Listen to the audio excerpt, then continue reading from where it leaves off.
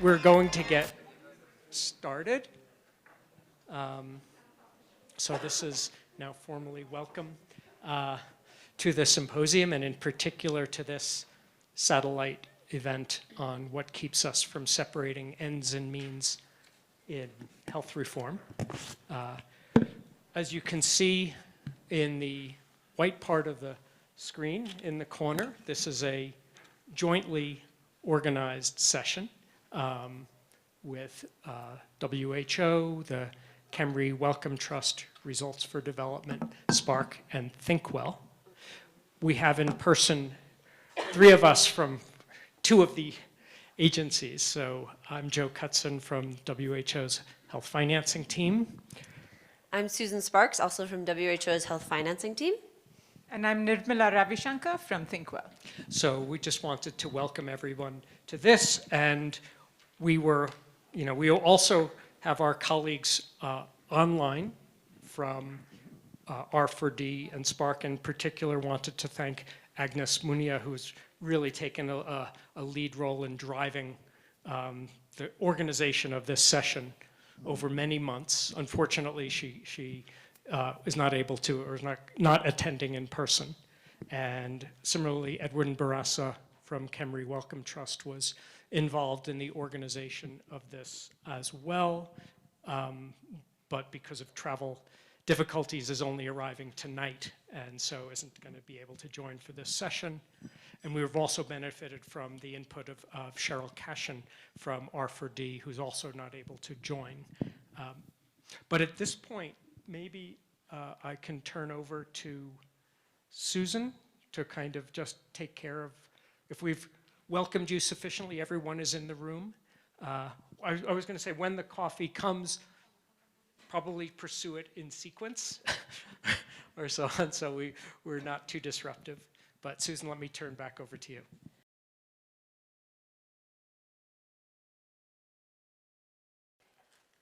So this is Joe will speak in more detail about the why we've set up the day as we have, but this is just a precursor to give some sneak peeks as well as at the really fantastic lineup of speakers that we have. And so the day is split into 4 parts. And so the first part of this morning will really focus on this idea of what is ends-driven reform. And we have a really exciting lineup of speakers who are going to speak both in terms of from the practical perspective of people who have actually designed and actually worked to implement these reforms. And then we hope to have a lively Q&A session.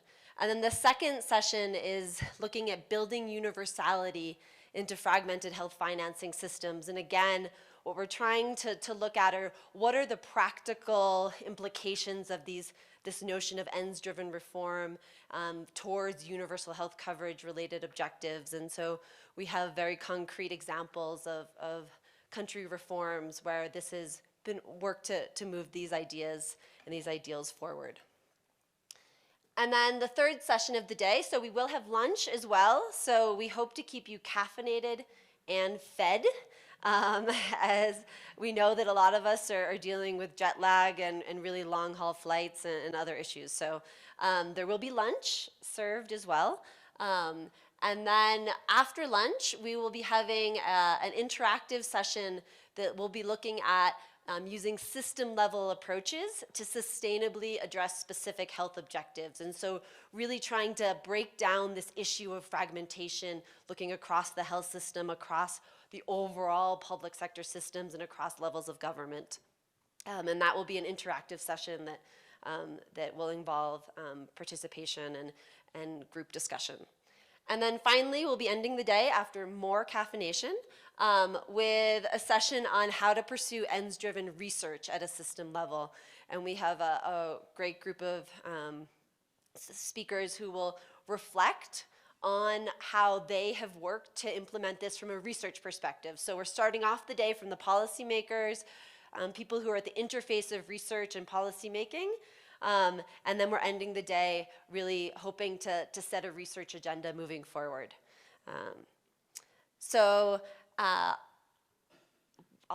Any quick questions about the full day before we move forward? All makes sense, okay. In general, we will definitely try to keep to time, but we also want to make sure we give as much space for discussion as possible. We're starting off the session with this idea of what is ends-driven reform and then practical examples from the field.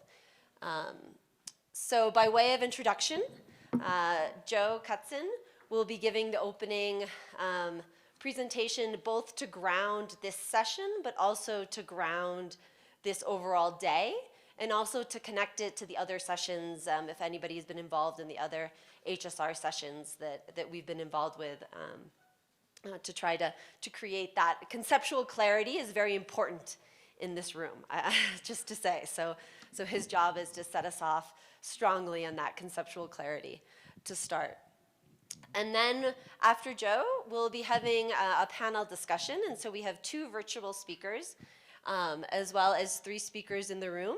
And so we have Rosita Halina Hussein from the Malaysia Ministry of Health. She's the director of planning there. And then we have Octavio Gomez, who's in the room. Octavio is there, yeah. He's a senior researcher at the Mexico National Institute of Public Health. Nat Otu, who is online. He is a senior researcher with R4D and the former director of the National Health Insurance Agency in Ghana. We have Ali Walimbwa from the Ministry of Health in Uganda. Ali is there. He is the principal health planner, desk officer in the National Health Insurance in Uganda.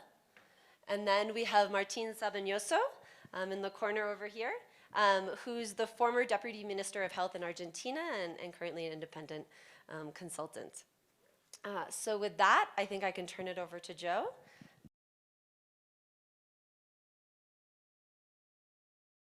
Okay, thanks and welcome again. Does it feel like you're in the conference now, finally? Yes, good.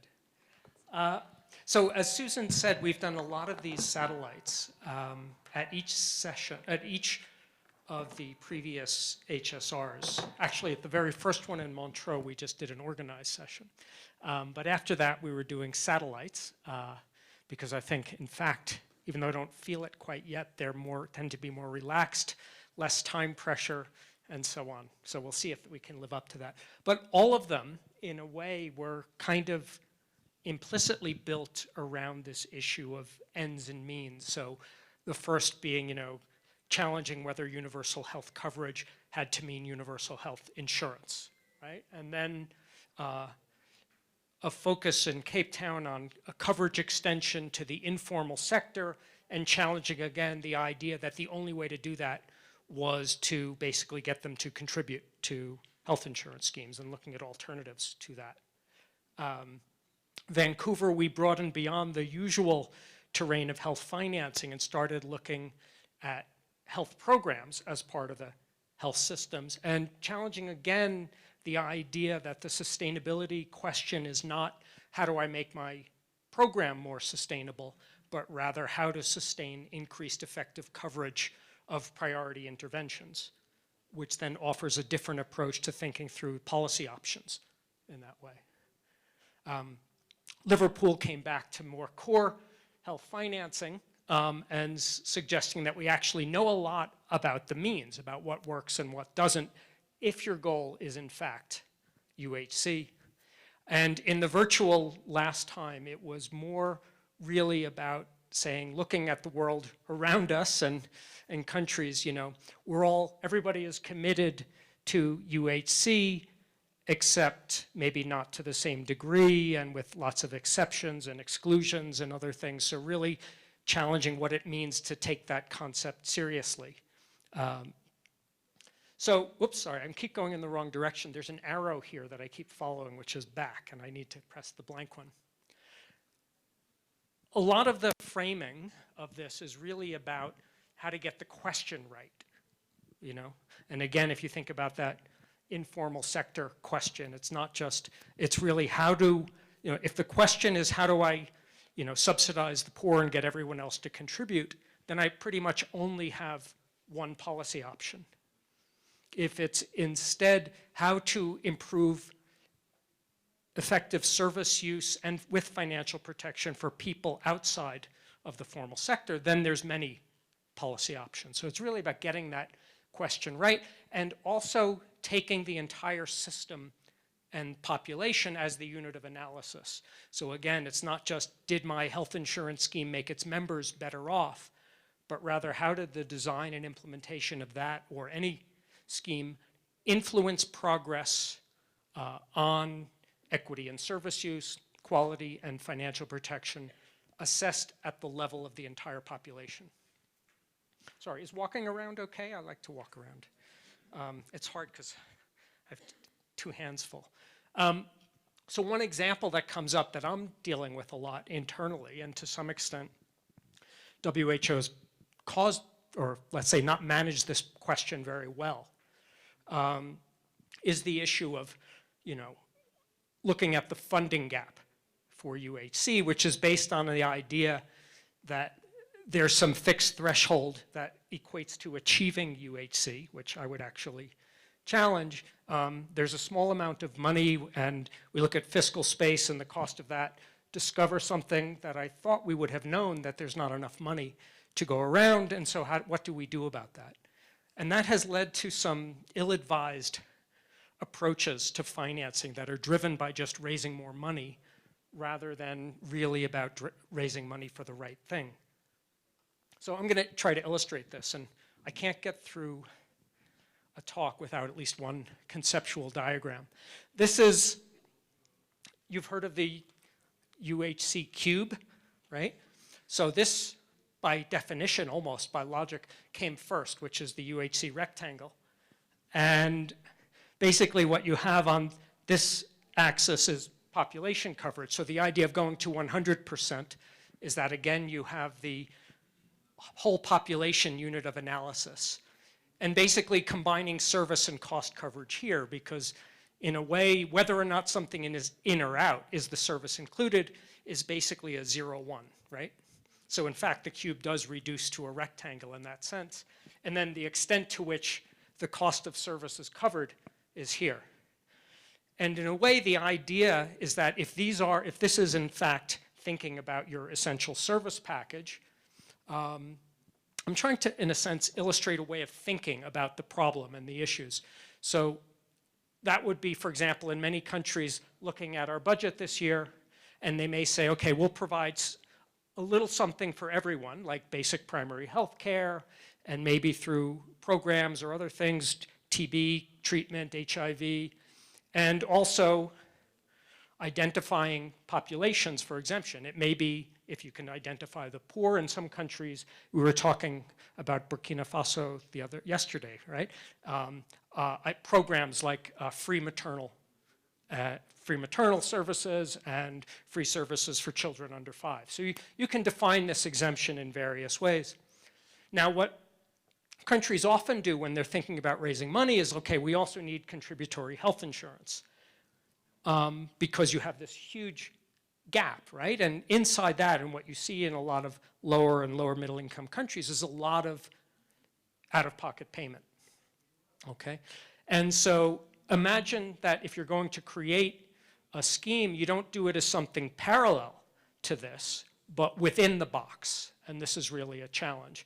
And you can think of that even in a high-income setting like in France, where the mutuelle, the complementary voluntary health insurance, actually covers part of the copayment, okay? So this is really a way of thinking about instruments as complementary in that sense, and then you have other services. So part of the message here is to think about things in a complementary way that enables you to basically see not just a set of schemes, but really how things might fit together. And the other part is to recognize that in any, you're making policy, let's say, on benefits in any one year, but thinking about it over time. So what happens if there's more funding next year in the budget? What are the different expansion paths? And this is just suggesting that you could take the path of increasing the universal package for everybody, or maybe we're going to expand the targeted groups in some way, and maybe also always try, which is difficult, to increase contributions. So this is just one instrument for trying to think in this complementary way about financing. It's not only about financing, but really in this way. And to lay out, the fact that that can help identify options that are within the box. And actually, this is what I'm trying to promote, is called thinking inside the box, which is not always promoted, but that's kind of the approach here. Okay, so that's the main, if that was technical or more conceptual, that's all. Really today what we're going to try to do is a bit of putting these ideas together of separating ends and means. We're going to talk a lot about some of the political challenges, the compromises that have been made on the way. What we had planned to do when we initially marketed this session, really up until recently, as a 2-day satellite event, with tomorrow being a deeper dive into these issues around contributory health insurance in Africa in particular. But because of a lot of the uncertainties around travel, visas, and so on, we did cancel that. But in the spirit of this session, given this constraint to put 2 days into one, and the objective of kind of having a good session around ends and means, we're incorporating a lot of the speakers who did make it to join this session as well. So hopefully we can manage that and still get a lot of the benefits of 2 days into one. Susan gave an overview just quickly. Again, this session now in the morning will be around examples, and we'll be hearing from current and former practitioners. Then after the break, we'll go more into the issues around fragmented health financing and how to build universality into this. One of the emerging issues, I mean, it's been around for a long time, but will be more explicit going forward, has to do with this balancing and saying, how do we target and prioritize, but still move towards universality, right? And this is a real challenge, I think.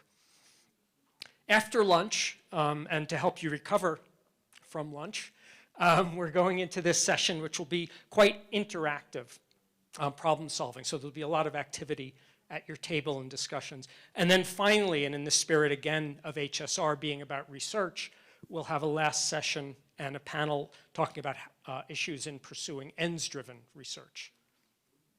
So just to say, and as I said at the beginning, part of the aim of doing this in a satellite format is to have a little bit of the reduction in the time pressures that you find in 90-minute sessions, to kind of get in the mood of being here for the week. What I highlighted in blue there is something that is quite important to me, that we're going to really focus on thinking, right? Thinking is an undervalued tool, and that we focus a lot, especially at global levels, on indicators and standards and tools that to some extent seem to be we'll say, we'll use this tool so you don't have to think. And this is challenging that, to say it's really important to think through these things. And last, and maybe most important, is to have a good time today, because we do really enjoy it. We hope you enjoy talking and having the chance to reflect on these issues.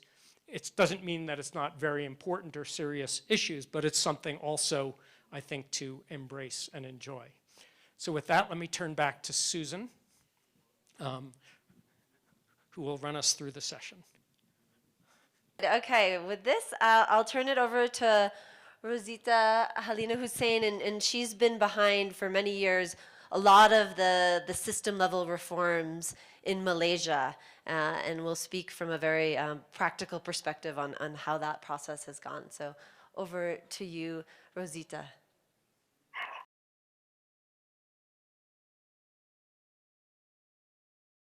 Thanks, Susan.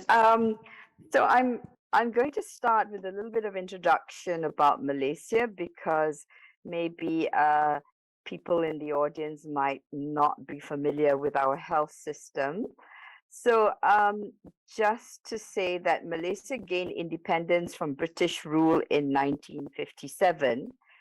And from that time, the public sector health system was or is still tax funded.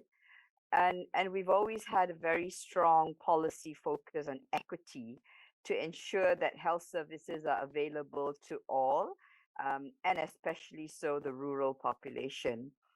So it's been said that Malaysia probably achieved effective UHC in the 1980s with an extensive network of public healthcare facilities with hardly any, very, very little user fee at point of care. Susan, can I just check whether my voice is coming through clearly? Loud and clear. Yes, thank you. Okay, great. However, as you can imagine, we still face many challenges. So now, as an upper middle income country, we have a dichotomous health system made up of our public non-profit sector and a private, mainly for-profit, free market healthcare system.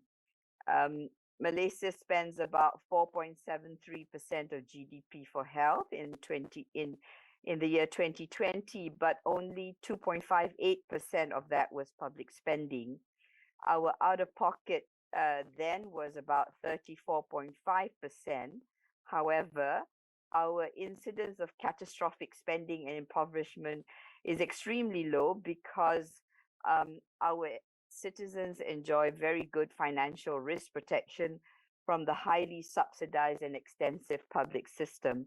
So the out-of-pocket spending is mainly used to pay the private sector, particularly so GPs, and also to buy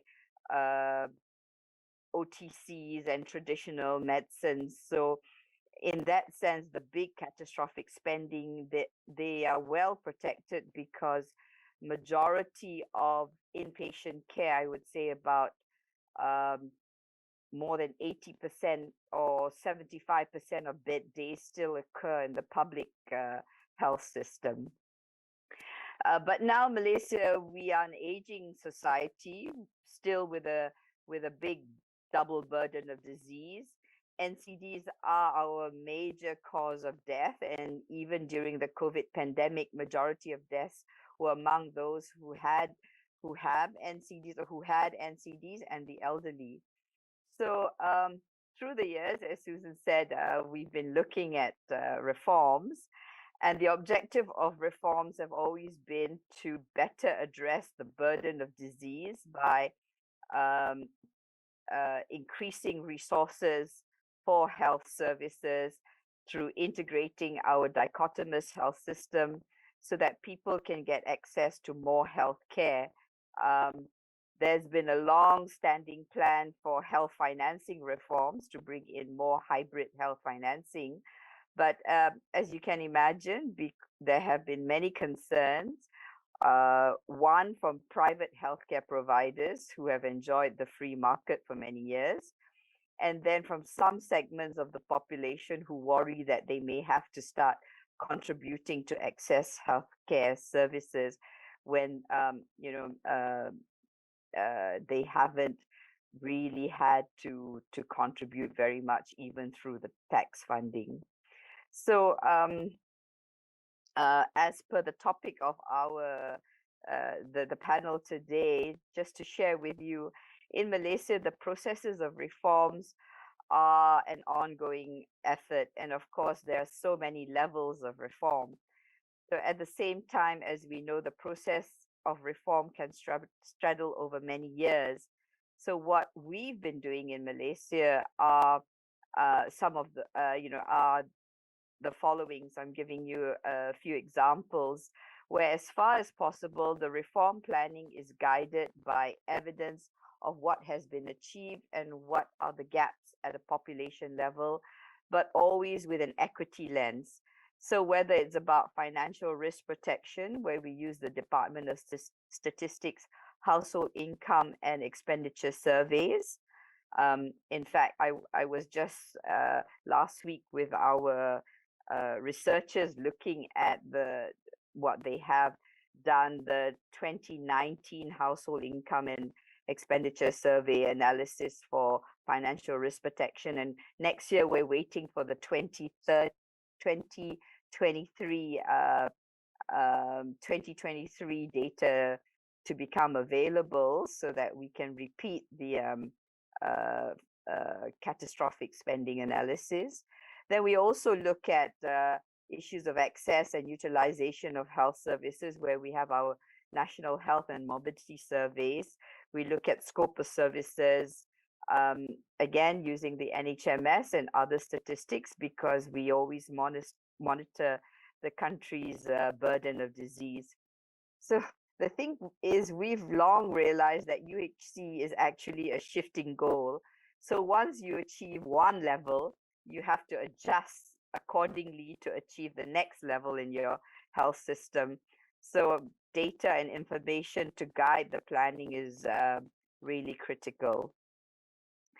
And then because the reform process is long, we've embedded the major principles of what we want to achieve into our country's 5-year development planning cycle, with words that are more the broad principles of the goal we want.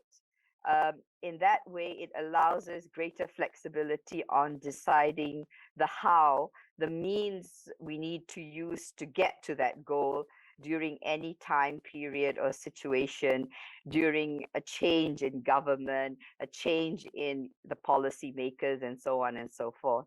There's also a midterm review in this 5-year planning cycle so that we can assess how well our annual initiatives are aligned with our reform goals.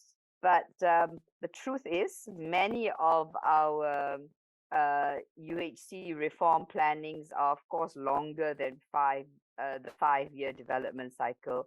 Thus, it's actually necessary to build a strong core team who appreciates and is best able to adapt the reform principles to any situation, while ensuring that the direction and trajectory remains correct.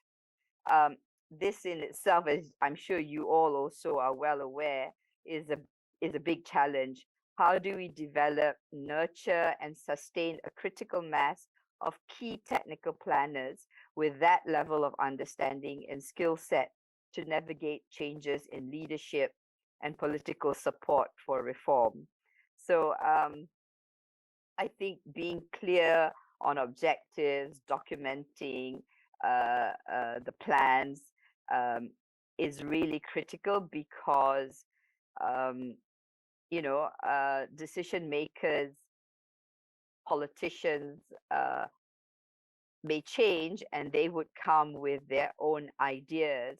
So I think, as Joe had mentioned also just now, so it's really, as technocrats, it's understanding the principles of the goals that we want to achieve, and then modifying it to make sure that you get maximum support from the policymakers, is how we like to think about it.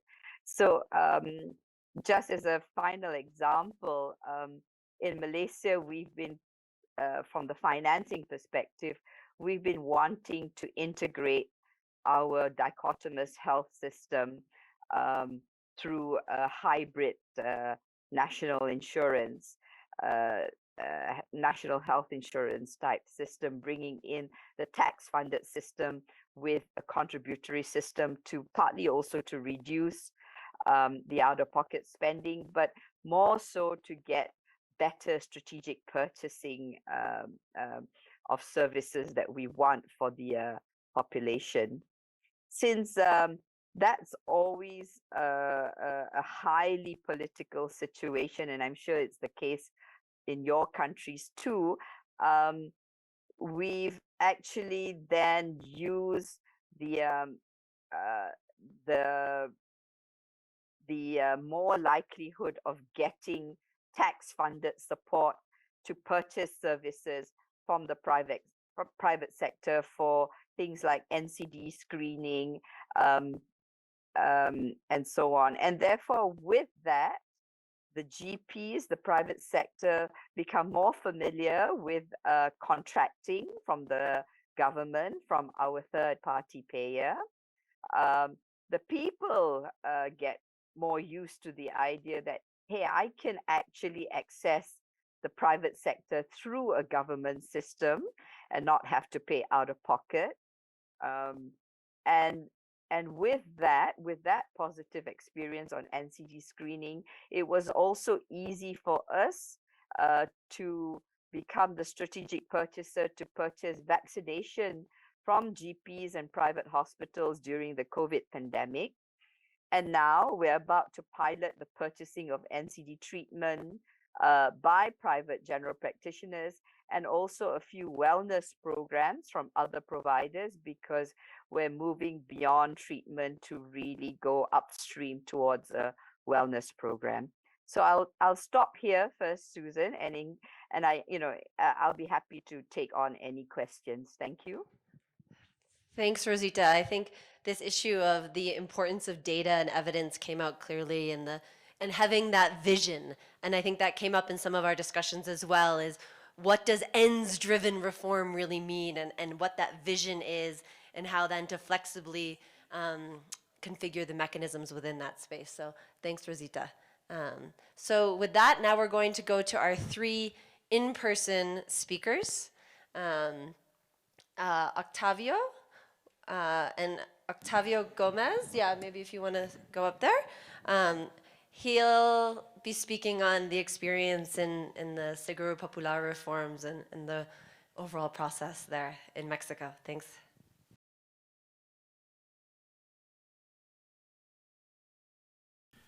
Well, it's a pleasure to participate in this event. First of all, I would like to thank Susan Sparks and Joe Cutzin for this invitation, and WHO for making it possible for me to participate in this 7th annual symposium on health systems research. I will discuss the issue of ends-driven reform, making reference to a reform that was implemented in my country, in Mexico, in 2004, which intended to guarantee comprehensive access to comprehensive healthcare to the population without social security, around 50 million people. This reform also intended to improve the health conditions of this population and to provide them with financial protection in health. The instrument that was used to meet these goals was a public insurance scheme called Seguro Popular, which guaranteed access to 2 packages of services, a package of 260 essential services and a package of 66 costly health interventions, including all treatment for all types of cancers in children, treatment for cervical and breast cancer, and treatment for HIV/AIDS, among many other interventions. I will make 3 brief comments, and I will conclude my presentation with a reflection on what my professor Michael Wright calls the mantra of health system reform.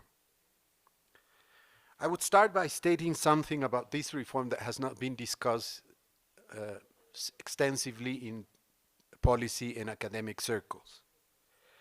The Mexican reform was a major reform, but it didn't touch the social security component of the Mexican health system. It dealt only with the institutions providing care for the non-insured population. For this reason, it was considered from the very beginning by its own creator as a midway reform. We knew that the final long-term objective of our quest was the creation of a universal health system, a system that would provide the same health benefits with the same quality, with financial protection to all the population. And we were convinced that in order to reach this cherished goal, we needed to close the gaps that existed between the population with social security and the uninsured population, the gaps that existed between social security institutions and the Ministry of Health. And we assumed that by closing those gaps, we would create most of the necessary conditions to integrate the Mexican health system. So above the immediate goals of the Mexican reform, there was a long-term objective, the creation of a universal health system that would provide the same health benefits to all the Mexican population. So the first important point I would like to stress is that it is very important to always have your final or long-term objective in mind when designing a health reform. We could call this a vision. Second, in addition to a vision, the Mexican reform had a set of very specific goals. It was, in terms of this session, an end-driven reform. And the ends of this reform were related to what has been called the intrinsic goals of all health systems. Improve the health conditions of populations, offer responsive healthcare services, and provide financial protection in health. In order to reach these three objectives, we needed to increase public expenditure in health and expand access to comprehensive healthcare. These were our two instrumental goals, or the means to reach our ends in terms of this session. The three guiding goals of the reform were broadly disseminated and explained during the discussion of the reform in the media, in academic circles, in the Congress, and during the process of implementation. The emphasis on the dissemination of these goals was crucial because it made the reform more acceptable. It persuaded the Minister of Finance that the additional resources that the Ministry of Health was demanding could be considered not as an expense with dubious results, but as an investment with clear outputs. It convinced legislators that the health reform would improve the welfare of the population, would reduce poverty, and would contribute to economic growth. And finally, it convinced the population without social security that they would finally have access, free access to comprehensive and responsive health services. So my second point is that the broad discussion of the ends of a health reform, it's critical both for its approval and for its successful implementation. The third point I would like to discuss with you is that in the design, promotion, and implementation of a health reform, we made use of what Professor Reich, who happens to be here, calls the three legs of public policies: technical, political, and ethical. And when doing so, we emphasized the goals of the reform. We developed a strong diagnosis and policy proposals using the best available knowledge and evidence. Using estimates from the national health accounts, we demonstrated the need to increase national expenditure in health, which was way below the Latin American average. Using data from a national burden of disease study, we documented the need to urgently address NCDs. Finally, using financial protection metrics, we showed that every year, over 4 million households in Mexico, most of them uninsured, were experiencing catastrophic health expenditures. But we also built strong political and ethical arguments related to our goals to convince stakeholders that the health reform was a good idea. On the political side, we disseminated the idea that it was unacceptable for a democratic country to provide comprehensive healthcare only to half of the population that had access to social security. That is why the subtitle of our national health program was the democratization of health. And we explicitly stated what we meant by democratization. We stated that access to healthcare should not be considered a commodity, nor a social privilege, nor an object of charity, but a social right, a right that should be guaranteed to everyone regardless of their labor or socioeconomic condition. But we also use ethical arguments to promote the reform and its goals. In more than 150 meetings that the then Minister of Health had with Mexican legislators, two questions were frequently asked. Is the life of an industrial worker more valuable than the life of a peasant? Is it ethically acceptable to allocate 4 times more public resources per capita to finance healthcare to the population covered by social security agencies than to the population covered by the Ministry of Health? The fact is that the Mexican Congress had consistently allocated much more public resources to social security than to the Ministry of Health. And by doing so, legislators were de facto valuing more the life of salaried workers than the lives of the self-employed and the lives of those working in the informal sector of the economy. This was a very powerful argument in the promotion of the reform. So my third point is that the technical issues behind an ends-driven reform are extremely important, but so are the political and ethical arguments that sustain them. Finally, I would like to say that the Mexican health reform was extensively evaluated both by local and international researchers, and that the results of these evaluations were mostly positive. Overall, the reform met its objectives. The budget of the Ministry of Health increased 4 times in real terms between 2000 and 2015.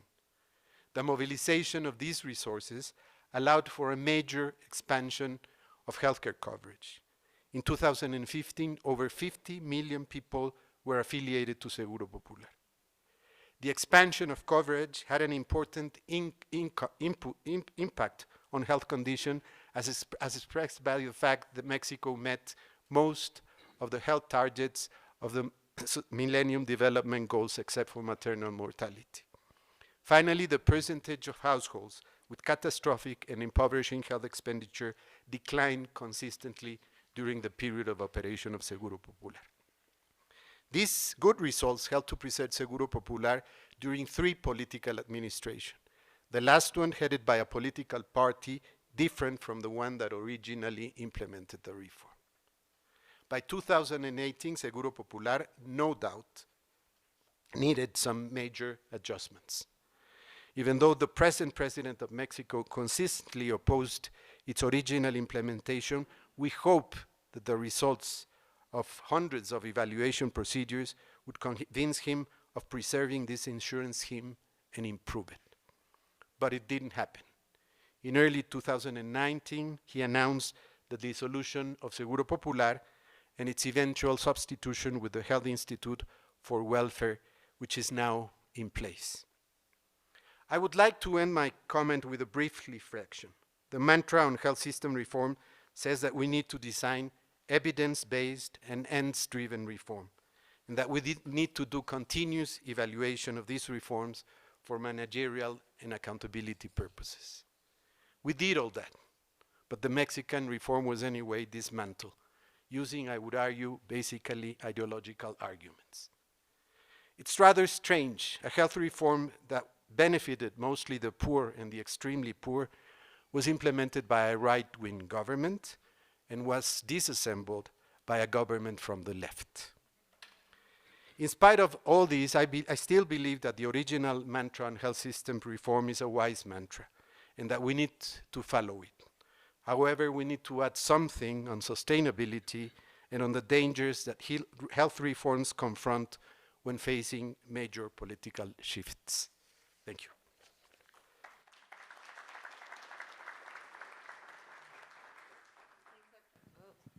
Thanks, Octavio. I think we're clearly getting to this clear examples of the idea of ends-driven reform and also some of the complexities around it. I also wanted to take a pause because I was supposed to do it after Rosita spoke as well, but if anybody has specific clarification questions about the Malaysian reform process or the Mexican reform process, we'll have the overall discussion, but just to say, please feel free to come in if there's a specific question about either reform process. Yes, please. Thank you very much. And introduce yourself too. Okay, I am Daniel Leid. I am from Bolivia, from the University Mayor San Simón. And my question is for Octavio. I want to know what are the changes to this popular Seguro Nacional with this new government.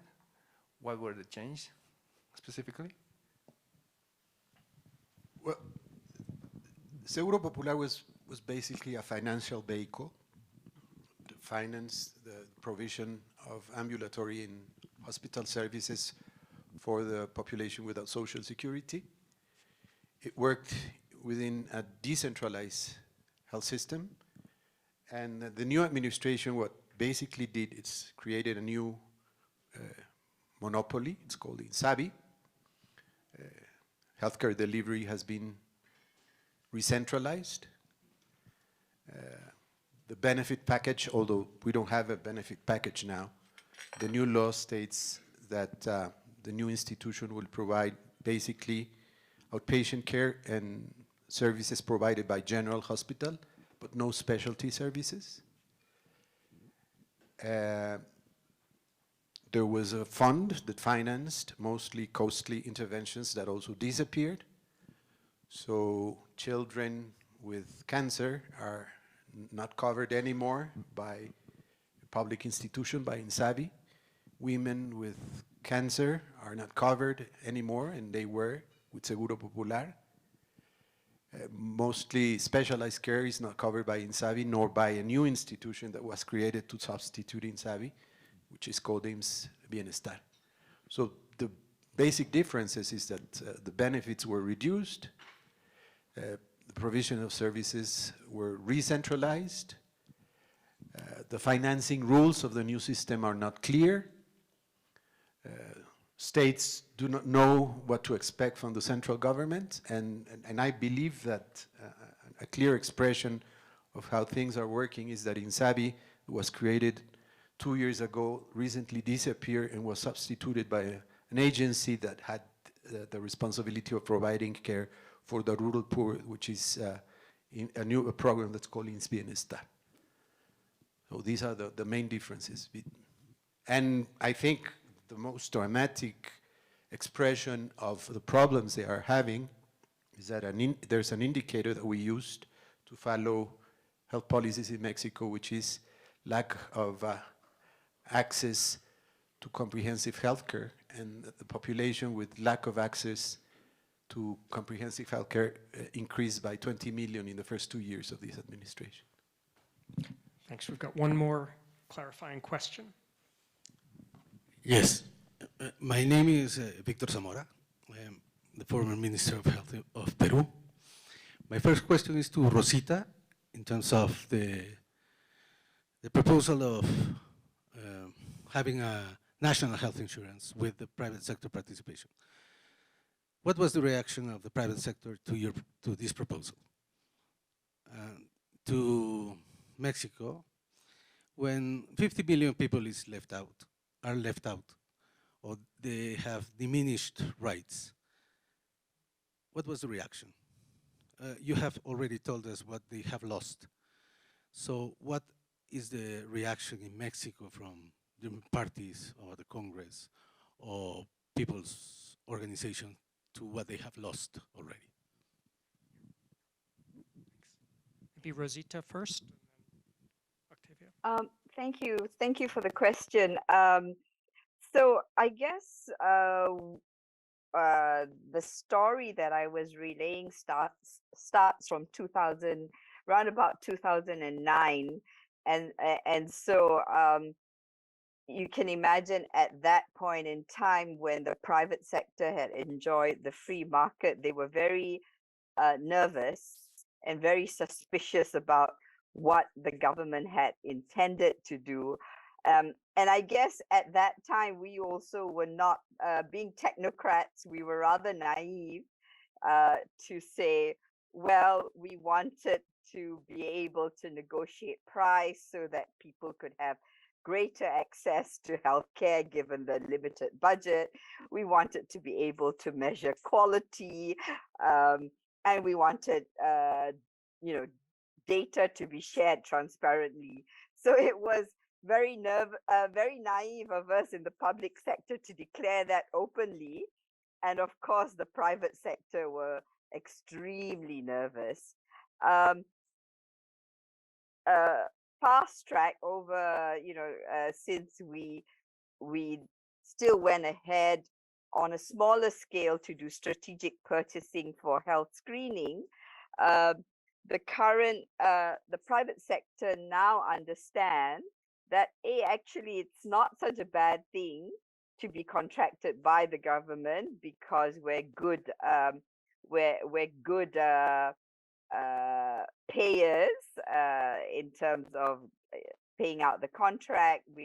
We also are fair in the process, and I guess now they understand that sharing of information works both ways. So the pendulum has swung, and particularly so because of the experience with COVID. So I'm glad to say that has been the case. And if I can also add that even the private health insurance market are quite keen to have um, a national type insurance because they see now that they don't have to take on the major risk. They can actually do better cream skimming on top of a national health insurance. The only thing now is that the country is about to go into another round of elections next month, actually. So, you know, what we've been planning in the most recent round, unfortunately, we've had to put on a back burner because of the election process. Thank you. Okay. I think it's a very good question. What happened with, what was the reaction of the population to the changes in the health system? And we've been discussing this for a long time. One of the things we need to do when implementing a health reform is we have to make people own the benefits of the reform. We have to make them the owners of those benefits that were, by the way, legally supported. And we didn't do that. So the reaction of the population to these changes were none, unfortunately. Okay, thank you. I think we're hearing the theme as well as what happens to that ends-driven reform when the punctuation of when politics comes in unexpected ways as well, and how you adapt to those ends as that process unfolds. So with that, I'm going to now turn to Martin Sabenoso, and he has, prior to even being Deputy Minister of Health of Argentina, was instrumental in the Programa Sumar reforms in Argentina. So over to you, Martin. Thanks.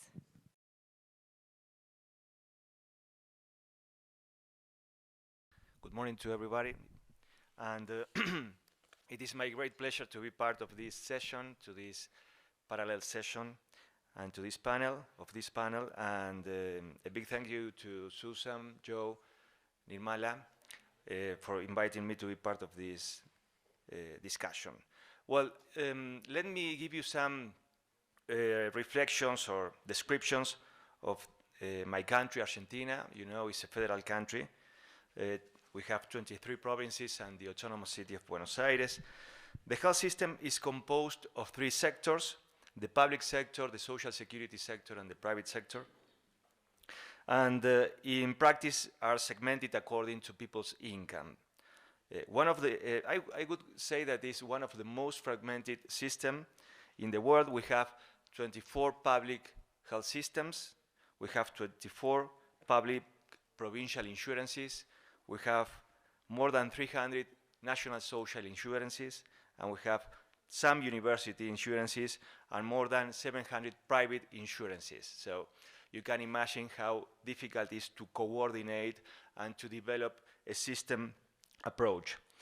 I will talk about Programa Sumar, that is a health financing strategy that aims at improving, reinforcing the public system.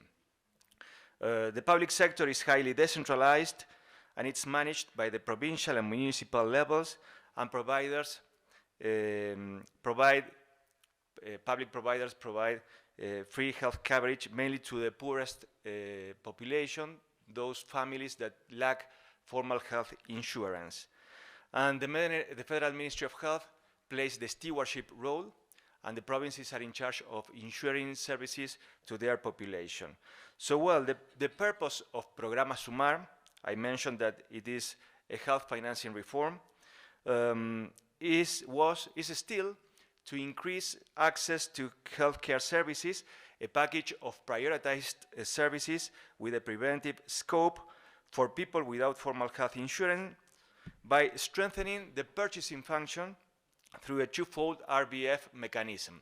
That is to say, we have 2 relationships: the federation with the provinces. In this relationship, we use a conditional transfers linked to results, and at the provincial level, we use a pay-for-performance mechanism between the provinces, the provincial ministries of health, and the public network.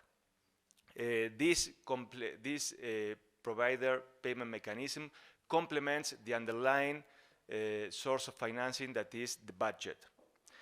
The starting point of the program was after our most profound social, economic, and political crisis that happened in 2001.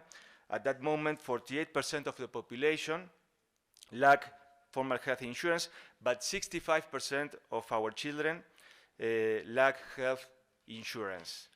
The crisis highlighted, in addition, the lack of a federal stewardship and the lack of intergovernmental coordination mechanisms. So from scratch, the program aims at promoting a change in the mentality of the system. In the public sector, it is important to know that, as Octavio referred to the Mexican case, Programa Sumar represents a midterm reform. Sometimes we consider, especially in our countries that are so fragmented, that to develop a comprehensive, a universal approach, a system approach, first we need to strengthen the scheme, whereas the stewardship role is exercised, like the public system. It is impossible in Argentina to try to develop a articulation, a more coordinated policy between three subsystems without first ensuring the public sector.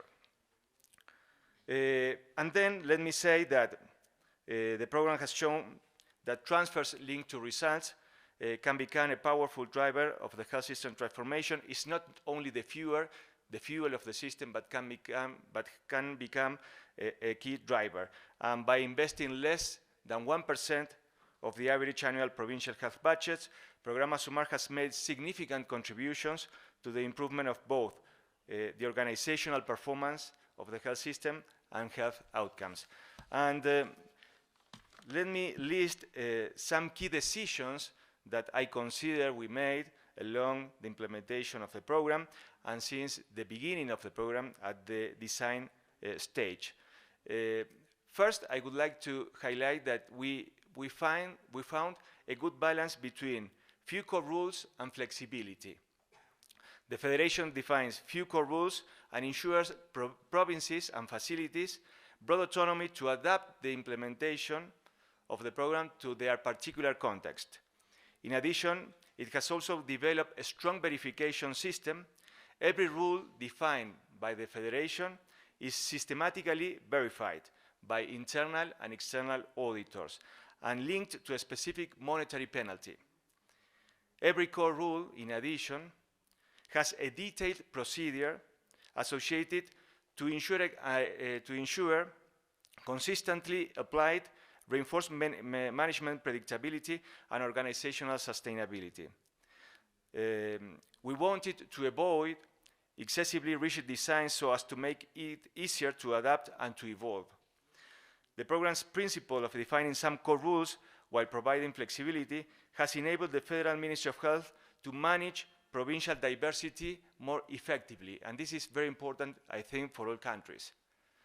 We are always trying to close gaps. We have different realities. It's so complicated to create uniform programs. So I think with this decision of defining few core rules, uniform rules for all actors, but at the same time giving broad space to make their own decisions with these additional resources was a key decision. And this flexibility was crucial during the pandemic because these conditional transfers became the main channel to support the provinces and the facilities with additional resources, but also to build a concerted response that it was critical to face the pandemic, to ensure sufficient, quick, and equitable funds among regions and provinces, and last but not least, to encourage cooperation and to minimize competition for resources among provinces. The system, Programa Sumar system, is considered reliable. So provinces can play a cooperative role with other provinces and with the federation. It is important to create an engagement culture.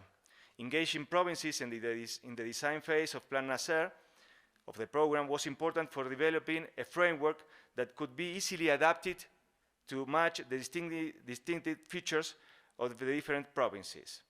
And it has also helped to create a sense of ownership between provinces and providers. We also allow providers to capture additional funds and to allocate them. This was critical so they can internalize the incentives of the programs and can be part of this transformation. It is impossible to transform the system without the active participation of facilities, without the active participation of health teams. So this strategic purchasing scheme that ensure autonomy to providers was critical to move forward in this transformational process. And these two decisions, engaging provinces and ensuring provider autonomy, were critical to create a receptive context in the provinces. Let me continue. This participation, this empowerment, does not mean eliminating the responsibility of the federation to control and supervise provinces, and doesn't eliminate the responsibility of the provinces to be accountable to the federation. So we need a less centralized and more distributed leadership, a balanced combination of top-down and bottom-up measures. It is not one or the other. It is a balanced combination from our experience. And an important message that I want to deliver is that reform is highly dependent on capacity and success in engaging people.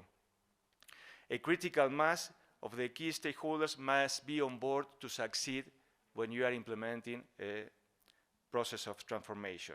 Of course, most of these challenges with reform are not merely technical, but also cultural or adaptive changes.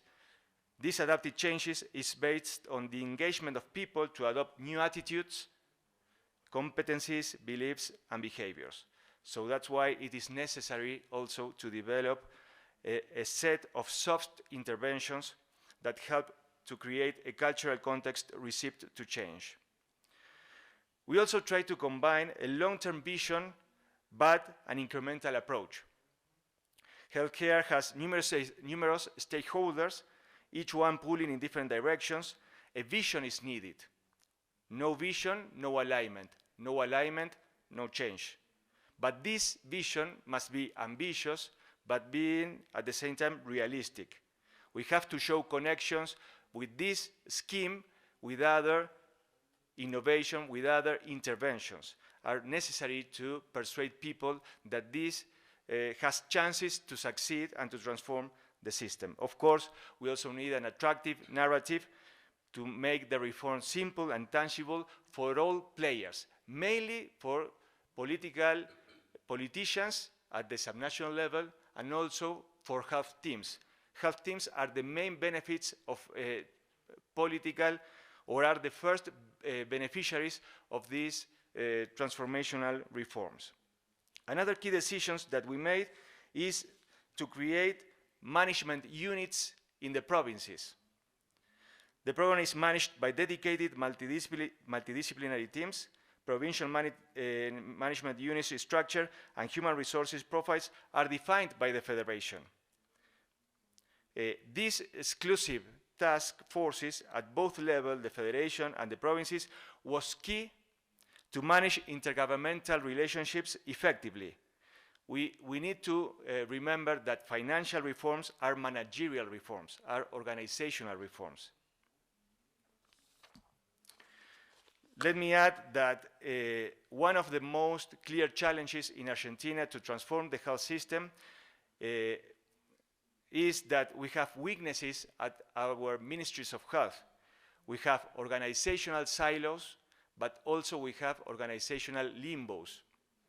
There are too many vertical programs with multiple and not connected agendas that are the silos, but also core functions are not created or well-defined, like data and information system governance, strategic purchasing, comprehensive human resources policies, network governance, long-term strategic planning, etc. And we have silos because we have limbos.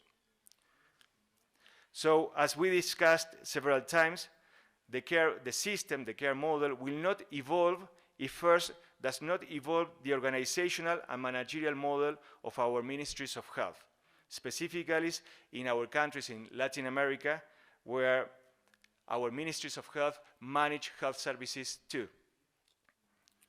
Well, as you can see, all these measures were part of a change management strategy. To transform the system, we need a twofold agenda. We need a health policy strategy, but at the same time, we need a change management policy. Of course, we need to sustain this receptive context along the implementation of the reform. Contexts are dynamic, therefore creating a receptive context is not a one-off exercise, but a continuous process that utilizes appropriate monitoring and evaluation strategies. One key action to sustain the focus on the reform among all stakeholders was this permanent evolution, this permanent expansion of the program in terms of services, population groups, participating facilities, kind of services, more resources. And as the program evolved, the narrative also evolved. It was also critical to create a culture of support with the provinces. This cooperative relationship, it is based on permanent two-way dialogue, training programs, technical assistance, bench learning activities. It's not only about incentives. There are other ways to influence the behavior of local decision makers or the behavior of health facilities. It is a combination. Of course, if we have incentives, strong incentives that are placed at the right place, it is easily to complement these financial incentives with other instruments to influence behavior. Well, and to conclude, I must say that the program had to make some compromises to move forward.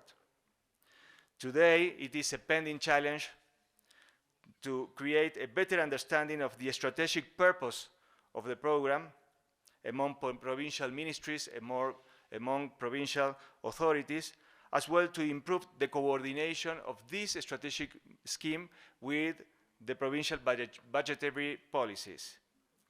The Federation continues to finance part of the provincial management units. Why? Because they have limitation to hire personnel, to pay higher salaries. And this is a threat for the sustainability of the program. The support of the World Bank has been key to initiating and sustaining the process of change. But sometimes we feel that we lost some dynamism to introduce changes in the way we are managing the health financing strategy, because we have another counterpart where we need to create some consensus, as the agreement between the country and the World Bank says. Of course, another compromise was that we had to adjust the language of the reform. Many times and in many fields, we avoided talking about prioritization, health insurance, pay for performance. All these concepts were unfriendly concepts. Today are common concepts. So in that sense, I would say that Programa Sumar, after more or less 20 years, helped to improve the culture or to change the culture. And these new words that are part of the discussion is a proof of that. And well, to conclude, Programa Sumar was an iterative process, was an evolutionary process, but the most important thing is that in nearly 20 years, never the core rules of the program were broken. Thank you very much. Thanks, Martin. a clear and an evolving story for Programa Sumar. Any clarification questions for Martín?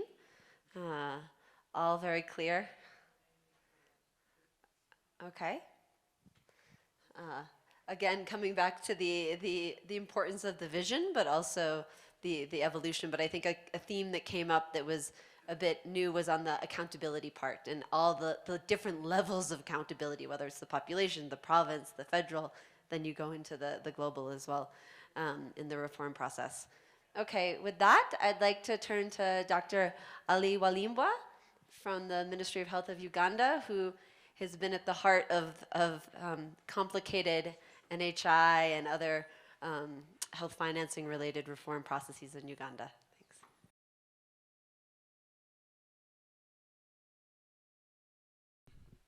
For giving us an opportunity to be here. Just like colleagues, if you listen to the first presentation from Malaysia, the setup of Uganda is just like Malaysia, so should have been neighbors of Malaysia. We are a decentralized country with 2 levels of decentralization.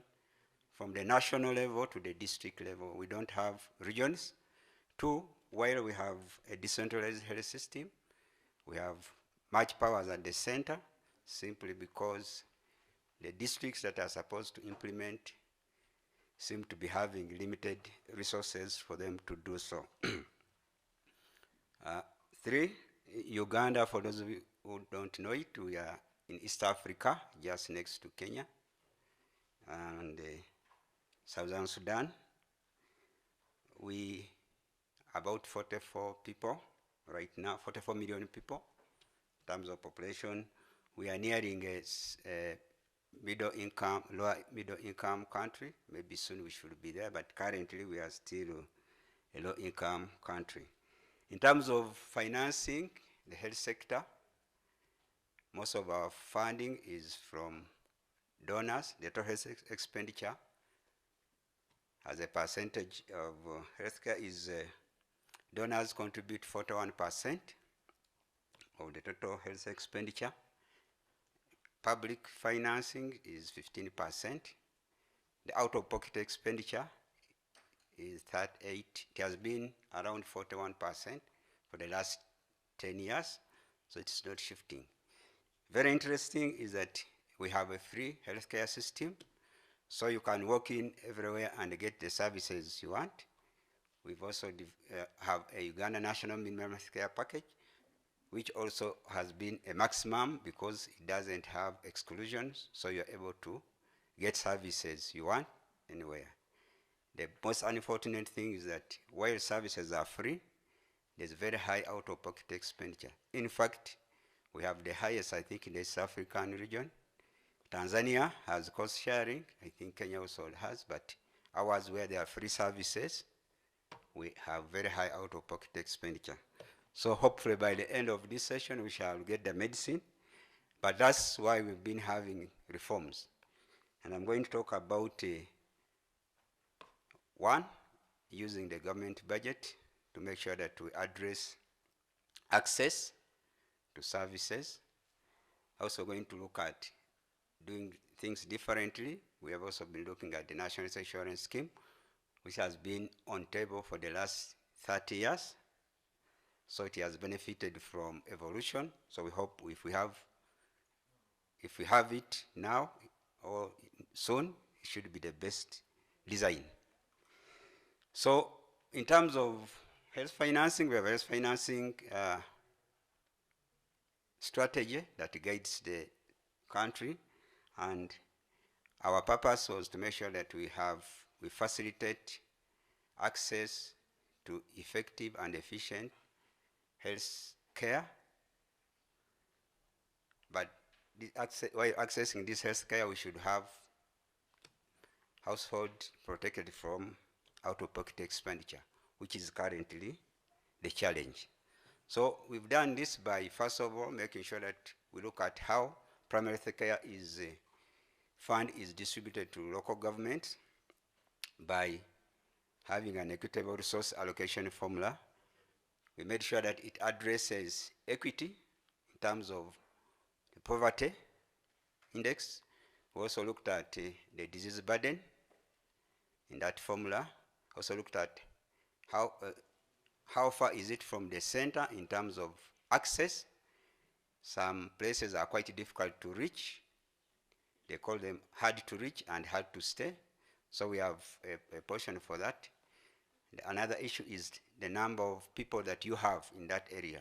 So those are parameters that we use to make sure that you're fair in terms of if you have poverty, you have an advantage over the district that has better income. If you have infant mortality rate as an issue, that if you have a higher infant mortality rate, then you receive more money compared to others. So that helped us to make sure that we appeal to the population in terms of being fair, but also to those that give us money so that they can access services. Two, we also looked at using the available resources in terms of strategic purchasing, and we have been piloting result-based financing, which we have just concluded, making sure that facilities are providing services with an eye on quality and also quantity, but also introducing elements of business-like model. So you're able to make sure that you attract resources based on how you plan and how you offer you offer services, as well as creating autonomy. The project has just ended, so we are trying to make sure that of the public funding that is going to districts, we should have one attracted through results-based financing, another one through output based on the formula that I've just mentioned. So this, we've seen that we have created responsiveness from the facilities. They're able to track quality, track quantity, but also make sure that they have a business plan. We have also seen that there's been efficiency gains in terms of making sure that they plan interventions very, very carefully, but they can also provide accountability. On the supply side, we have seen an increment in access to services, especially those that were originally not able to be increased in terms of deliveries, for instance, immunization, outreaches, because people, if you do more, you get more money. Then the biggest one is having seen that we've had a very slow trend in terms of government increment, in terms of financing. We thought we should have a national health insurance scheme. Originally, it was a social health insurance scheme, but with time, given the universal health coverage approach, we also thought it should be a social protection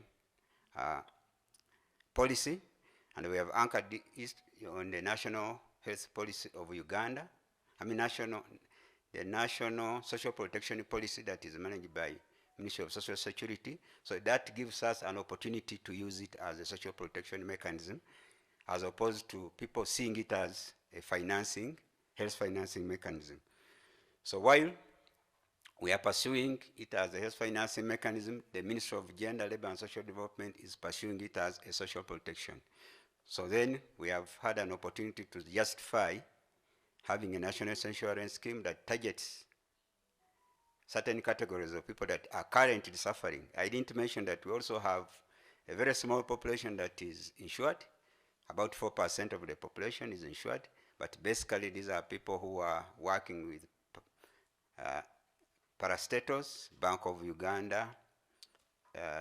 You have some ministries have actually insured their people, and then some private companies.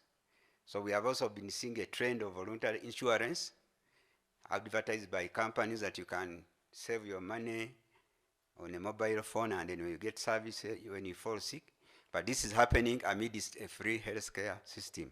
So that is where we thought if we have a national insurance scheme, one, which we are designing, it aims at having a single package for everybody. Two, contributions will be made according to income for the formal sector. Then for the self-employed, we have a very big informal sector group. So we're saying that they can have a flat fee contribution as we work out mechanisms for making sure that we can also have income bands that they can contribute equitably. Then we have a group that cannot afford to pay. So what do we do about it? We have a strong aspiration, and we have suggested that since it is a social protection mechanism, then the government must find a way of making sure that these people have access to the same package, but they have a subsidy. So that is what we are doing. Then what happens to the current system? We anticipate that we are going to have 3 mechanisms: the primary care package, and then we have the result-based financing one, then we have NHIS.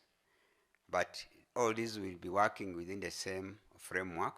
Providers are going to be both public and private, so you can be accredited and provide services irrespective of whether you are private for profit, missionary, or government, so that in essence we create competition but also widen access. While we do this, we've had challenges. Of course, we have learned lessons. First, we reached here because we're able to show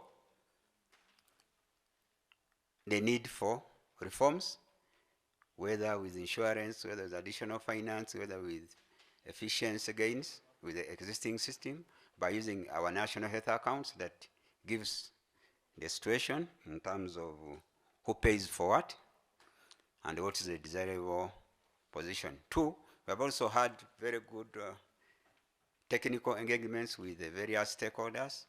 As we talk now, we've now created champions from the parliamentarians. They are the ones now pushing us. They think the Minister of Health is so slow that they should be the ones leading. So that's an opportunity, whether for insurance or for another thing, but we're able to justify why there should be change. And this has also helped in giving us money for other issues. If we have emergencies, they are quick to do that because they know the challenge we have been going through. We have also had compromises. We started the design for NHIS. The design for resource allocation has been changing. During RBF, you would go and say, we are very strict. We want to assess a facility. If it fails, then the minister will say, my facility should not fail. So you have to send a team back to say, can you do an assessment again? So you have to add 1 or 2 points so that it does what? So either you do that or you risk the whole scheme failing for results-based financing. Lastly, we have also had compromises with the private sector and then private providers in terms of if you want them to provide, then you subject them to the same conditions like government facilities. We thought we would have government facilities automatically qualify to provide services. They said, no, we should accredit all of them, so we had to accept that. So in terms of lessons, we've learned that we need evidence. We need to present your reforms based on other reforms. So it shouldn't be health financing, but it should be social protection as well. So how do they link with the overall government framework? We also learned that we needed to anchor every intervention into the highest document in the government. And if you read our Vision 2040 for the country, you read the National Development Plan that makes you access resources and that commits government, all those documents focus on our reforms that we want to do. So nobody can run away from that, but just to make sure that you are able to support it progressively. And as I conclude then, we also have been able to look at changing the statements. We have been using the word indigents. The civil society say, why do you use indigents? Can you use a different word? So we are planning to do that. 2, we had a challenge with how many dependents do you come with if you're under insurance. Originally, we wanted to have a cap, then beyond that, you pay an additional. We had to say, okay, let everybody come. We'll work out how we can subsidize the rest of the people. And then we have also learned that it's also a living process. We have been adapting to different changes. Of course, regional global, and then also local politics. So that's where we are, but I think we are happily where we wanted to be by creating champions in the policymakers. We have also created champions in the civil society organizations. They can talk. You may think they are Ministry of Health, but they are a civil society organization. We have also been able to tell our development partners what we want to do, and they are able to understand it and do it. And that's why I think I was able to be sponsored here by ThinkWell and other colleagues, so that we can have our voices heard, but also share experiences of how we have moved. So in summary, yes, Uganda has free services, but out-of-pocket expenditure contradicts what we want to do, and we have an eye on improving access to quality services by all, but as well as ensuring financial risk protection. And whatever we are doing just points at that, and we are aware that we should have an eye on whether what we are doing takes us where we want to be. In the event that we do not, then we should be able to adjust as we move forward. Thank you so much. Thank you, Ali. Clearly, the vision is clearly articulated, and I think also the progressivity of the process. I think that point about starting with the PHC and the formula, and then building towards this vision and how you're managing the NHI process is really interesting. Are there any clarification questions for? Yes, please. Hello, my name is Anne from ThinkWell, Kenya. Kenya obviously is just a neighbor of Uganda. We've had the NHIF for the past over 50 years. And our coverage now of NHIF is just at about 20%. So what sort of lessons is Uganda learning from Kenya so that in 2080 you're not at 20% coverage? Can I? Yeah, thank you so much. While Kenya started with the National Hospital Fund that targets, I think, formal sector, we are targeting enrolling everybody from year one by targeting 100% for the formal sector as much as possible, and then having percentages for each group as the system grows. So I think our design is similar to the one of Ghana. I'm not sure, but we use ours. I think we want everybody on board from the start, other than starting from how Kenya did. So I think that's the difference between now ours and then the one that Kenya had. So we anticipate that within 10 to 15 years, we should have at least 80% if everything went well. 80% coverage in terms of those that are enrolled. Thank you. Thank you. Hello, my name is Sophie Fay, and I work for Apt Associates.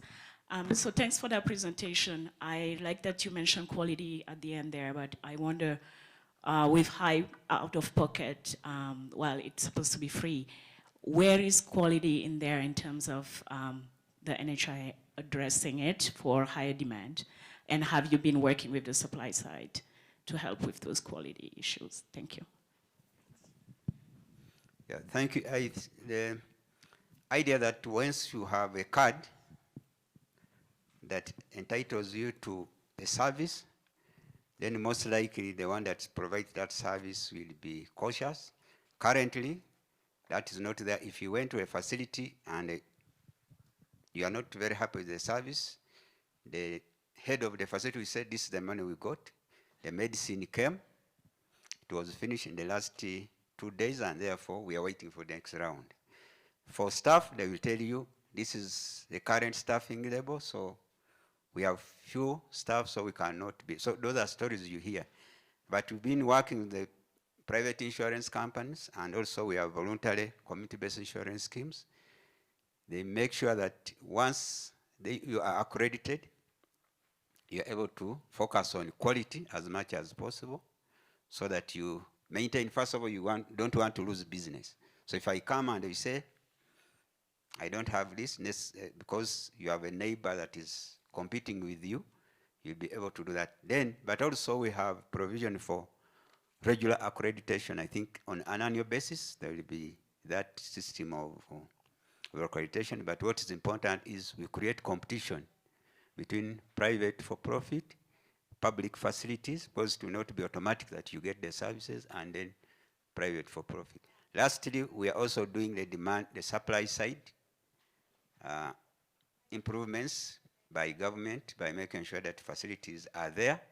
Where they are not there, we are mapping so that we strengthen the private sector to be ready to do that, so the issues of the issues of quality can be sorted. Thank you. Merci. Moi, c'est Basile Angala, je viens de la République démocratique du Congo, je parle français. Je suis de l'équipe Apt Associates. Je suis extrêmement ravi de voir ce qui s'est passé au Ouganda, qui est le voisin proche de la République démocratique du Congo. Et vu le défi énorme que nous avons dans ce pays en matière de santé, j'aimerais comprendre comment sont utilisés les financements qui sont captés par les autres organisations qui appuient le pays.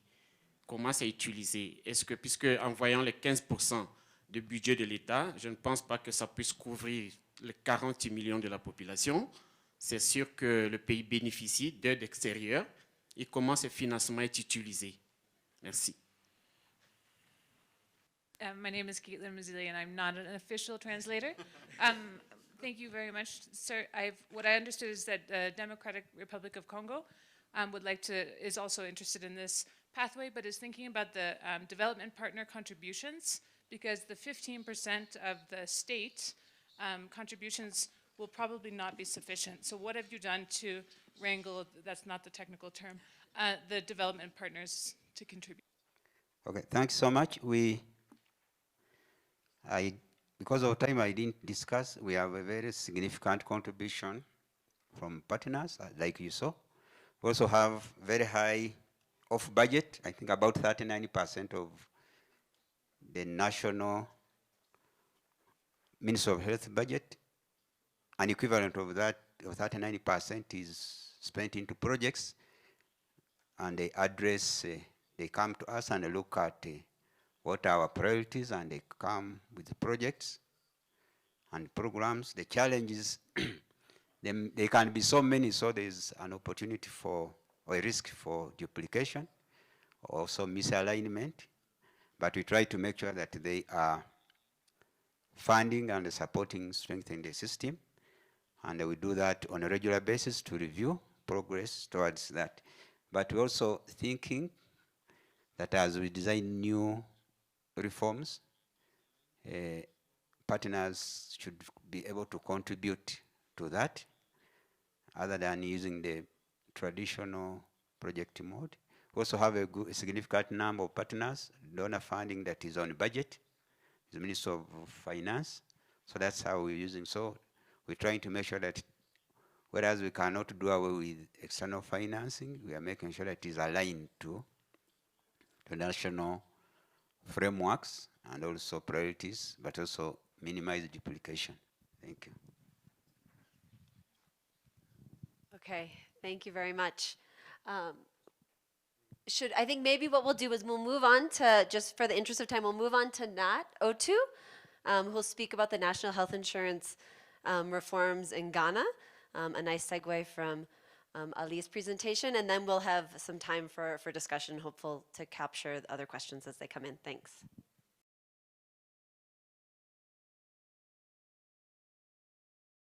Thank you very much to the organizers, and thank you, Susan and Joe, for the brilliant moderation. It's my pleasure to be part of such a distinguished panel and to hear the perspectives about ends-driven reform from other parts of the world.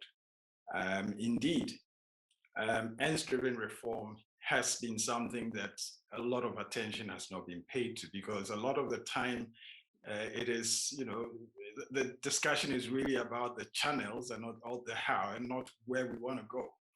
And the perspectives that I've heard today from my fellow panelists actually look at, the entire system approach. But I would approach this discussion from a slightly different perspective, and that would be the subsystemic approach. And what I want to do is to talk about my experience when I was at health insurance. Well, of course, I followed up the progress that has been happening there since. But nevertheless, the health insurance scheme in Ghana has been mentioned in many quarters as kind of a, an innovation, and I heard it in this discussion today, that reference is made to all over the world. Now, Ghana is in West Africa, a country of about 32 million population, and the financing of healthcare has seen somewhat of a ding-dong since independence in 1957.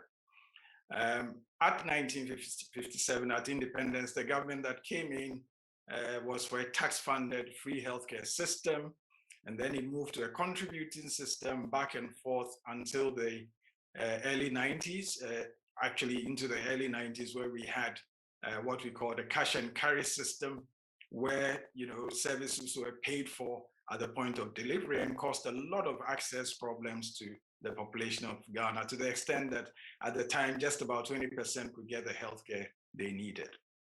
Now, with that said, a health insurance scheme was set up in 2000. Recording in progress. And at that time, it was actually a hot political potato, because going into the elections of 2000, every party had some innovation or some suggestion about how financing of healthcare could be improved to ensure access to healthcare for the entire population.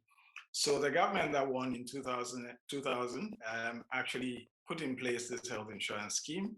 And the purpose was to support the country's UHC policy. At that time, UHC was not very topical, but the contribution of the health insurance scheme to Ghana's UHC move was to provide financial access to healthcare for the population, of course, quality healthcare.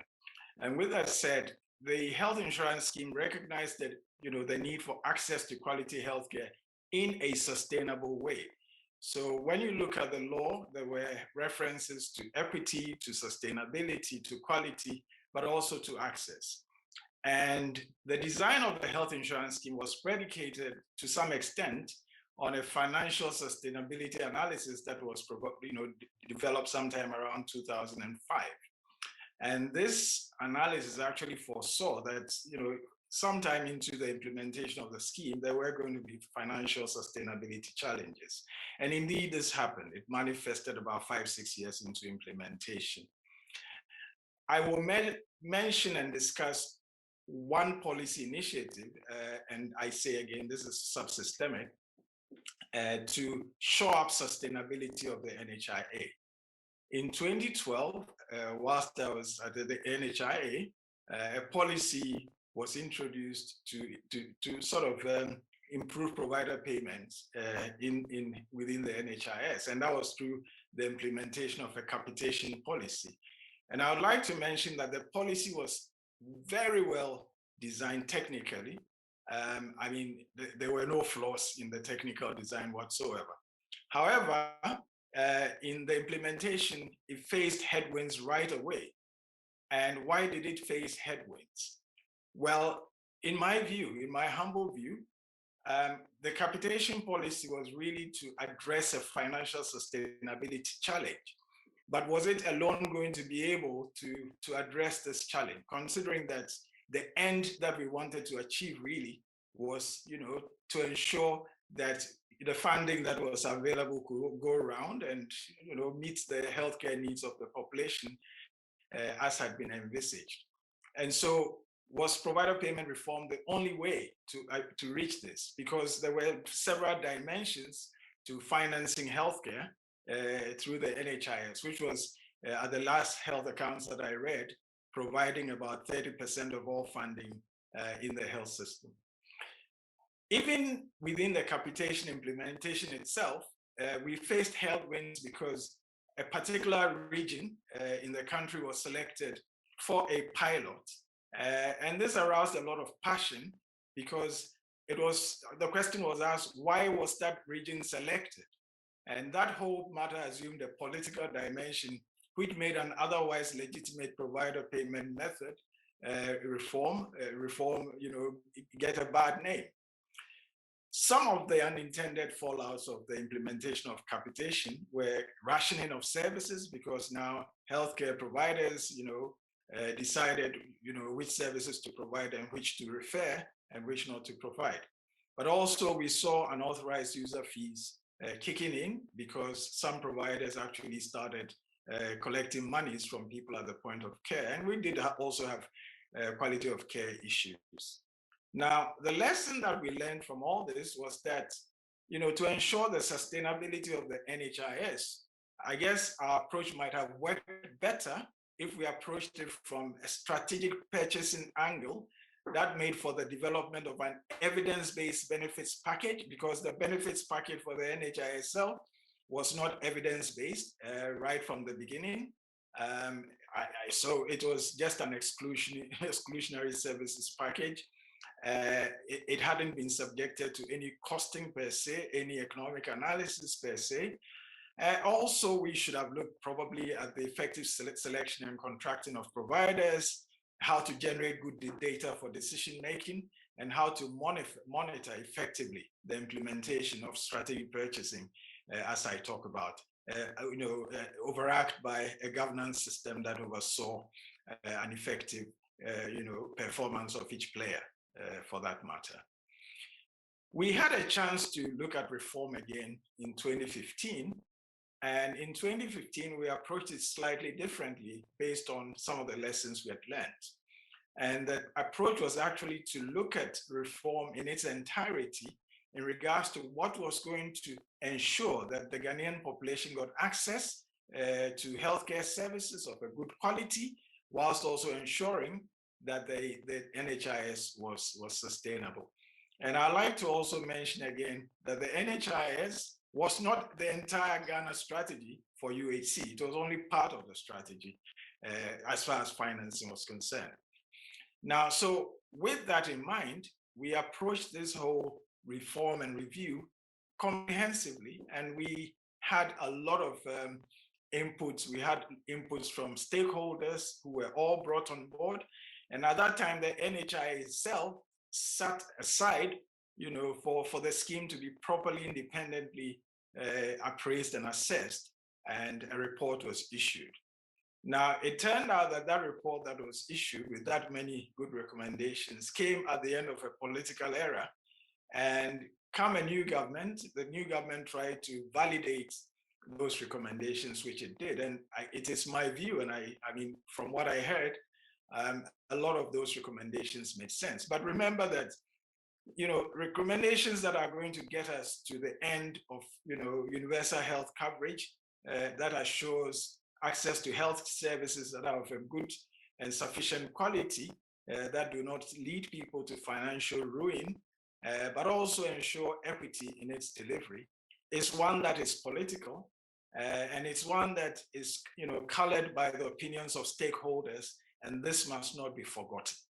And so, with this in mind, I would postulate that ends-driven healthcare reforms should actually happen in an environment where we appreciate and understand the issues of politics and their dynamics, as well as stakeholder power and interest. So I will just end my presentation here in the interest of time. Thank you very much. Thanks, Nat. I think an excellent example of the difficulties in process of implementing universally oriented health financing reforms, which will be a precursor to the next session, which is this question of targeting versus universality. So questions. I think we're almost at time, but we have, as we noted at the beginning, we try to have flexibility in this. So I think we will give some time for questions as they come up. Please feel free to target them at a specific person, or if they're general questions that the panel can take up. Yeah. Hi, my name is Tara Nutley, and I'm from Palladium. And my question is for our colleague from Argentina, and I'm sorry I didn't catch your name. Thank you. So I was really intrigued by what you discussed around culture change and a specific focus on that element, which wraps around behavior. I find that to be kind of the bit of the black box in this whole topic. So I'd like to hear, you did talk about specific elements around, you know, engagement culture, targeting and supporting the provinces and the providers, et cetera. Is there anything else that A, you found very relevant and meaningful? B, how you ensured focus on that? Because we're always so busy, you know, getting into the work. And then my question to the rest of the panelists, was that anything, was that an element of your plans that perhaps you didn't discuss today? Thank you. Well, actually, just before we'll take I think we should take a few, right? Yeah. And then we'll say so. Hi, thank you very much. My name is Dr. Shabana Haider. I'm the country director for ThinkWell in Pakistan. I have a question for the Uganda colleague. One is, have you thought about strategies for you know, weaning off the donor support, because it's like 41%? Anything on your domestic resource mobilization in your 2040 health development plan? And secondly, the cohesion and convergence of all your payment mechanisms. Are there any chances of double dipping while you're designing all these payment mechanisms? And last but not the least, it's an open question to the panelists. While we talk about providers and purchasers and financing and political economy, what I feel generally is what is left out is strategies for including the demand side as a part of your sustainability for any kind of reforms that are done. How do we integrate those demand side driven strategies in our programs for sustainability of reforms, as we saw in the case of Mexico? So anything on that? Thank you so much. An example of what you mean by demand side. Demand side, like you know, the people's pressure. So I can give you an example. In Pakistan, we had this emergency rescue services, which is known by 1122, and it survived all the 5-7 political governments because there was a huge pressure and demand of these services by the people. So I feel if any intervention is making a huge impact on the people, it's the people's pressure that doesn't get this weaned off by the government. So that really worked well, and it has survived like 7 or 8 governments because we have a very fragile political environment right now. So anything on why or why shouldn't we or how should we include these demand side strategies in designing anything, because that's very important. We always leave the softer element in our strategies. Thanks. And you've got, yeah.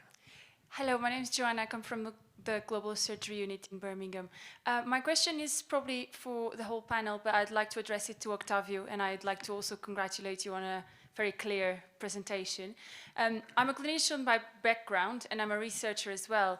And what do you think a researcher should be aiming to collect in terms of ground, you know, data from the ground that can inform policy reforms and healthcare system reforms? So when you say that we need data to drive our reforms rather than ideology, how can we as researchers seeking funding for future projects, what can we prioritize to inform those reforms?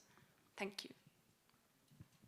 Thank you. Okay, then last one here, I think, and then And then we'll go to the turn panel. Exactly. Thank you to Octavio. I'm Eddie Quispe from Ecuador. We have a huge health system reform in Ecuador, like so similar to Mexico. But you mentioned about the 3 components: technical, and political, and ethical components, and how we can manage the technical, the political, and ethical. So we know that many or most of the politics don't manage according good ethics principles.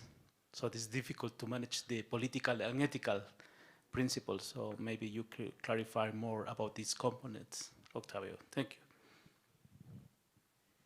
Okay, thank you. So I think based on how the questions came in, maybe we can start with Martin and then Ali, Octavio, and then we can move to our virtual panelists as well. Thanks. Yes, thanks for the question. And as you all know, the health system is a meta-complex system. So when you identify a successful reform, you can assure that many things were done correctly. You have to succeed in many fields. You have to combine political skills, strategic skills, operational skills. And so that's why it's not only about good ideas, it's not only about more money. The health system is highly resistant to change. So that's why you need to combine a set of instruments, of policy instruments. And you have to create ownership. You have to mobilize enthusiasm, and therefore you need, of course, resources. Incentives are quite effective to capture the attention, to be seated in the same table. But it is not enough to reform the system. Reform the system means we are going to work in a different way, we are going to interact in a different way, we are going to make decisions in a different way. So that's why we need to introduce new elements. In general, I saw many aspirational transformations that were very well designed, but they failed when they faced reality.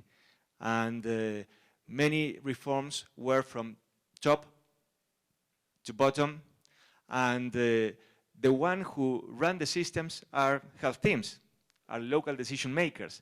So if they don't have a say, if they don't have resources, instruments to improve their everyday work, the reform will fail.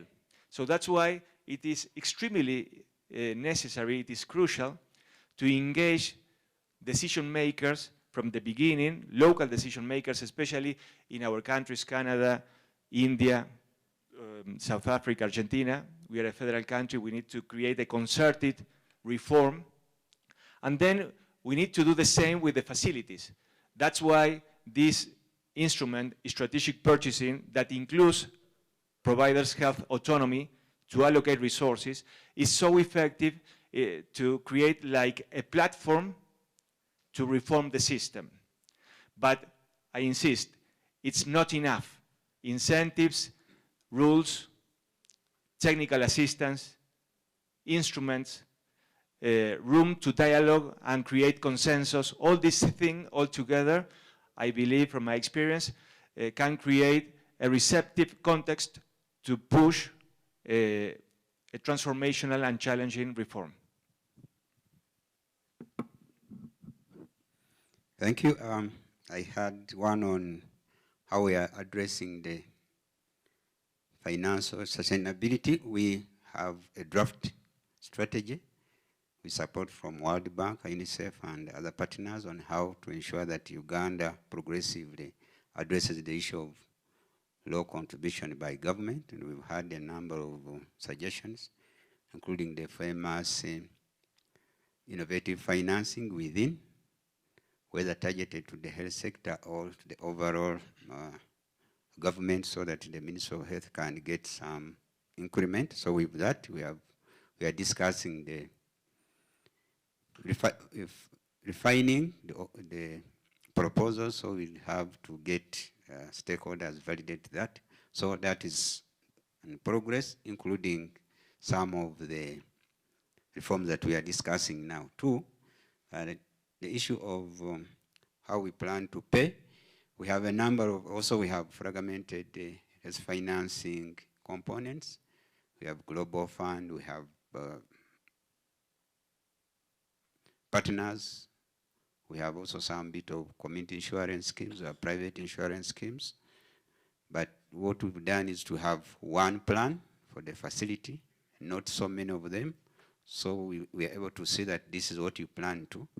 And then accounting process should be one, accountability and reporting. So we're able to see all the sources of funding. So there is no double payments. Of course, it's in the process. We've had challenges where people can account for the same result to different stakeholders. So we are trying to address that. So as NHIS comes on, we also want to make sure that we don't have different forms of reporting, but only one form with minor modifications, so everybody can pick, but you're able to see what are the various sources of financing and what are the results or outcomes, so we see whether you're efficient or not. And then the last one, it was general to us. For us, the demand side is interested in making sure that when they go to a facility, they are sure they will get services. In our country, at one time, they thought out of stock is also a sort of medicine. So when you go there, out of stock, so they thought what medicine is this drug is made out of stock. So that's what pushes people to the private sector, and they pay a lot of money because there's out of stock, the equipment is down, and then people walk very long distances. So they are interested in making sure that if that is addressed, that is the best tool. Access to physical facility, many politicians and of course the community want to have a facility nearby them. So government is trying to make sure that there is some uniformity in terms of access to a facility, either 5 kilometers within a walking distance or less, so they can be able to be happy that they have a facility. Then lastly, NCDs, non-communicable diseases, are also coming on, and many, whether rich or poor, are also suffering from that. And also made sure that every package that you design should be able to address this, because it is a high cost, lifetime, most cases, and that is what we are trying to address as we design these policies. Well, I had two questions, and one I believe will be addressed in the final session of today, which is what kind of research should we develop in order to promote ends-driven health reforms, and one of the issues regarding this type of research is what to do in order to incorporate the voice of citizens in the design of public policies. What I would argue is that citizens, at least in my country, have been more or less active in promoting very specific topics. For example, the HIV/AIDS community has been very active and very successful, but NGOs have participated very little in the design of broad reforms. So, and I think that's a huge challenge, and this is something we should promote, have these organized voices of citizens participating not only around their issues of concern, but also around broad health reforms. And in terms of research, what I would love to do, for example, is first of all try to identify the strategies that have been used by these NGOs related to specific topics, how successful they had been, how they organized. And then another research topic would be try to find out how to incorporate this focused citizens organization into broader discussions on health. I worked at the Ministry of Health, and I believe that we should have done a lot more work with NGOs promoting this kind of discussions, providing even resources in order, for example, for citizens to own policies such as Seguro Popular. The other question regarding how to combine evidence, technical evidence with political evidence and ethical arguments. I think that the political component has been slowly but consistently incorporated into policy design and implementation. We have an expert here who designed a very useful instrument, which is policy making, who helps policymakers to design policy strategies in order to have more opportunities to be successful. And I would say that in the other side that I don't think has been addressed as fully as the other two, the ethical arguments, I think what we did when designing our policies, our health policies, and specifically Seguro Popular is, for example, we reviewed the ethical arguments that gave birth to the main political parties in our countries. And we use these ethical arguments to discuss the policies we were proposing. So this is one of the ways of incorporating into policy discussions ethical arguments, knowing what the ethical foundations of political parties are. And you can probably do this with other type of organization, not only political parties. Thanks. So now just turning to Nat and Rosita, if you had anything to come in on.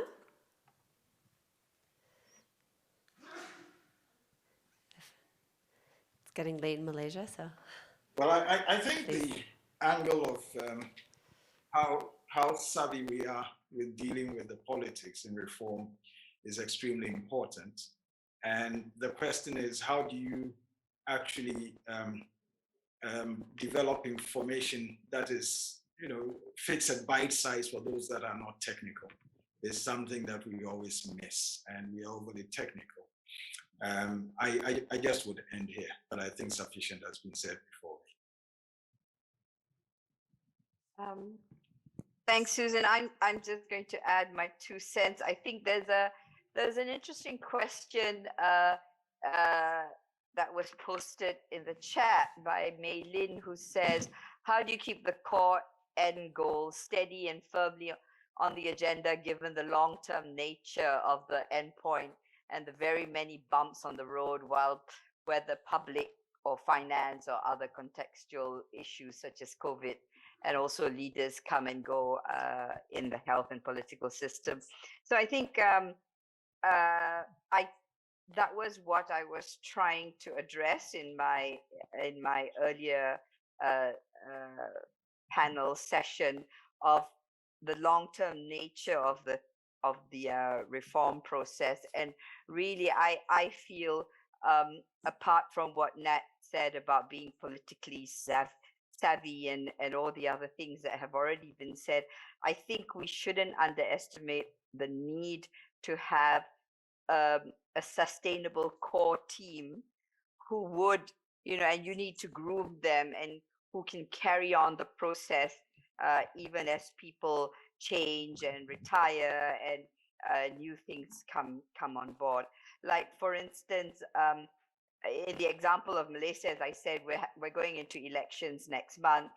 I'm already talking to my team, start looking out for all the political manifestos, the election manifestos that are going to come up, and let's see how we can align what we want, our plans, what we think is good for the health system, what has been our technical planning through these years, to align it so regardless of which government comes into play, which new health minister might come on board, we're ready to engage with the political masters.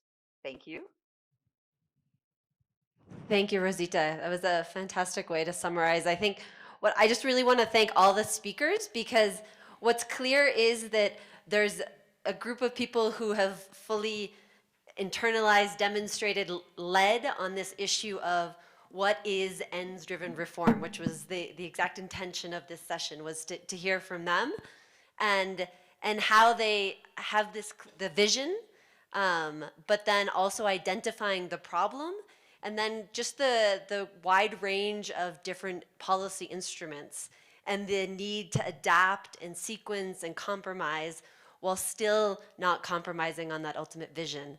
And I think that this point around the issue of inclusivity, both in how you bring along government leaders, technocrats who will carry on the reform, but also the population, because ultimately as political winds shift or ethical arguments, it's how are those communicated and made to the population? What does that ends really mean ultimately when we talk about these issues? And so just to say that we had some questions coming in online for the next session, which will start at 10:30 Colombia time.